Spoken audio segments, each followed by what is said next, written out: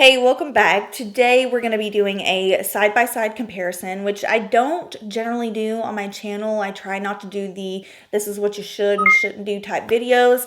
Obviously, makeup is very subjective. Everyone does their makeup in a different way, but I will say that I read all of my comments and I really pay attention to my age demographic, and my second largest age demographic is between the ages of 35 to 55 and on up. So I get a lot of comments from people saying, I'm 48, should I be using this type of product? Or I'm 60, how should I apply this type of product? So I thought it might be helpful to do a side-by-side comparison and talk about 5 really minor things that people are doing or still do that can actually age their makeup look. These are just things that a lot of you all will just be like, oh, well, duh. And then some of you might be like, oh, okay, didn't really think about that. So you can take the tips with a grain of salt, but overall the video is just showing you kind of the difference in using one product compared to another. All right, so let's just jump into it. The first thing I want to talk about, I feel, is one of the most important things to talk about when it comes to obviously doing your makeup. And it's one of the biggest misconceptions that I have heard for almost 10 years now. I've been doing makeup for almost 10 years now. And when people start to notice signs of aging in their skin, fine lines, wrinkles, smile lines, they automatically think, I need a full coverage foundation. I need to go out and I need to buy something to cover this. So let's clarify.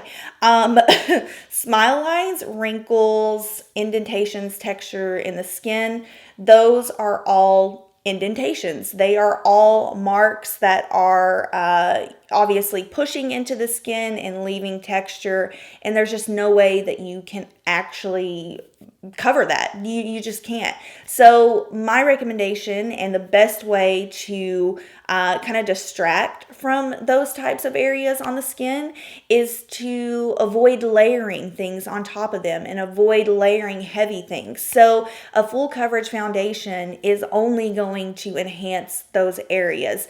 So I did one side of my face with Estee Lauder Double Wear, which is a full coverage kind of matte foundation. And then the other side, I used my Charlotte Tilbury Light Wonder foundation, which is what I'm wearing on my skin right now. One is obviously full coverage matte. The Charlotte Tilbury is more of a light medium coverage with a radiant finish.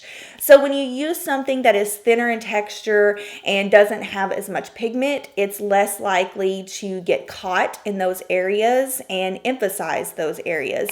I'm 26. I know I'm going to get a lot of comments from people saying, you're 26, like show us, this on someone else. Listen, I'm like the only person I have to demonstrate on right now, so we're going to have to work with it. But trust me, I have done hundreds and hundreds and hundreds of people's makeup throughout the past 10 years. And I really feel like I've developed a sense of which formulas layer well, especially on mature skin or skin that does have those textures. So my recommendation, try at all costs to avoid something that is matte and full coverage on your skin, especially matte. Matte you'll find here in a minute when I start talking about other products, matte can be literally the culprit of aging when it comes to makeup looks. All right, so speaking of matte, the second thing I wanted to talk about is over powdering the skin. Over powdering the skin, I think a lot of people are starting to realize a ton of powder on top of a liquid foundation. Back 5-6 years ago when everybody wanted like that super full coverage Instagram look, sure, that was the thing. Now, again, not so much. That's just another heavy layer on top of areas that may not need emphasizing. So I'm talking about taking a pressed powder foundation and literally taking that and pressing it into the skin. This is something that, if you are seeing signs of aging or if you have a lot of texture on the skin, probably not the best thing to do. So my recommendation is, sure, you can use your pressed powder, but to use something like this, a very lightweight, fluffy brush, just to sweep over the skin. If you're oily, set in those areas really lightly, as opposed to pressing and pushing that product into the skin, because by the end of the day, the pores will be popping and you're gonna be like, damn, what did I do? Now, there are some really good blurring powders out there, but again, you just want to avoid using a heavy hand. I think a lot of people think like, oh, I'm wearing a liquid, it needs to be sat like completely,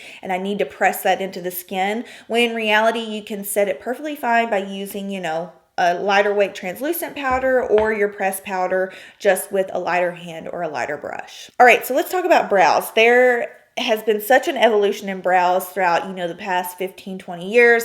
90s, we were all, making those suckers as super thin as possible. Early 2000s, kind of growing them back, kind of a little bit more shapely. And then we start getting into the just completely sculpted, flat Instagram brows, perfected dip brow type look. Now I'm really happy to see the trend is starting to be a little bit more natural, a little bit more feathery. And so my recommendation with brows is obviously try not to overwhelm them. If you're using a pencil, something that I see a lot, just because I feel like a lot of people gravitate towards pencils, is just giving that really over-defined look. And that can sometimes look great in photographs, but if you're looking at a person in real life and they just have that perfectly straight line underneath their brow and that perfectly straight line on top, and then the perfectly gradient effect in their brow going from light to dark to the tail, it's not necessarily realistic. So I would definitely recommend, I love using powder for my brows. That's a really natural way. That's what I've done with my brows today. But something that I think can give you a really youthful and healthy look is actually brushing the brows up and making them look fuller. So I love using my Glossier Boy Brow for that. It gives you just plump, full, thick brows. Even if you don't have a ton of brow hairs, just giving them a little push, like a little pick-me-up, just gives the illusion that you have fuller brows. And I think full and feathery is just a very youthful type of look for the brows. So look into something like this. You could use a clear brow gel if you don't want that extra color in your brows. Just give them, a little pin up, a little push up, and just bam, instantly it can change a look. All right, so number 4, eyeliner. Now in my example, I did over exaggerate this a little bit, but I just wanted people to see. It's hard to explain what I'm talking about, but I think when you see it, you'll know what I'm talking about. One thing that when I see people out with eyeliner on, and there is a huge gap between the actual waterline and the skin. There's just that skin kind of peeking through, and especially on the top eye as well. I think that just not only does it just completely ruin your features when it comes to your eyes, but it is a little outdated. I'm just going to say it's a little outdated. So if you are doing your eyeliner and you just feel like you can't get it close to your waterline, or you're just not great at doing it on the top and you always find that you have like some skin peeking through, 2 options here. Okay, first, shadow. Use eyeshadow as an eyeliner. I do this in almost all of my tutorials and almost all of my videos. It's a very easy way just to give you a defined eyeliner look, but without the harshness. Second is to tightline. Now, tightlining is it takes a little bit of practice, but ultimately that's just, putting your eyeliner on the inside of your eye and on the waterline. So it's not gaping out onto your skin. And so you don't have that disconnect where the skin is just kind of peeking through and then you have like the harsh black line. I would also I'll throw in another pointer. I would also really recommend brown. Brown, there's a certain time and a certain place for black liner. And I just think if you're going for a basic daily look, black can just be a little bit too harsh depending on your skin tone. Now, if you're in the deep and dark range, sure, black is completely fine. But if you're fair, in the medium range, it can just be a little bit overwhelming in my opinion. So yeah, tight line or use shadow liner if you are, experiencing that you have that little skin, we'll just call it the skin gap. I think the skin gap is, again, another culprit of taking away from really pretty eye features. Okay, last but not least, a very simple thing to keep in mind, back to the matte talk that we were having earlier, using matte lip products. So if you have fine lines around your lips, or your lips are dry or chapped, obviously you want to give the appearance of a more hydrated lip.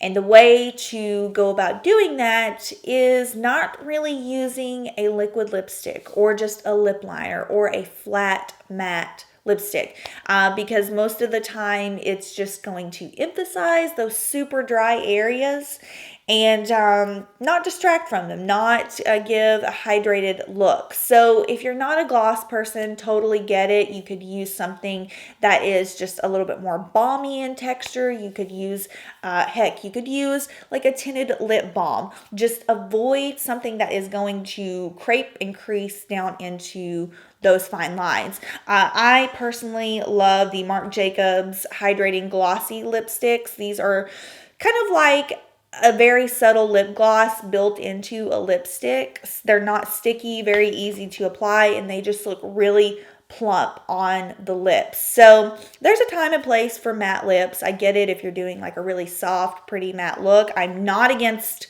matte, people, like, don't get it twisted. But in comparison to something that has a little bit of shine to it, a little bit of hydration, I mean, that's how I'm trying to be. You know, I want that type of youthful glow from within. So yeah, matte lips, you know, maybe just put a little bit of balm on top, or maybe just add like a touch of gloss to the center of the lips, and I think it makes a world of difference. All right, so those are the 5 things that I wanted to touch on. You can take them with a grain of salt. You can take some, leave the others. It's up to you. I just wanted to kind of just talk about things that if you're experiencing signs of aging or wrinkles or just texture in the skin in general, maybe some things that you could do differently. So I hope you enjoyed. I'm going to have all products listed down below that I would recommend for each category if you're looking into, you know, updating some of these products or techniques. And if you have any questions for me, leave them in the comments, and I'll see you in my next video. Bye.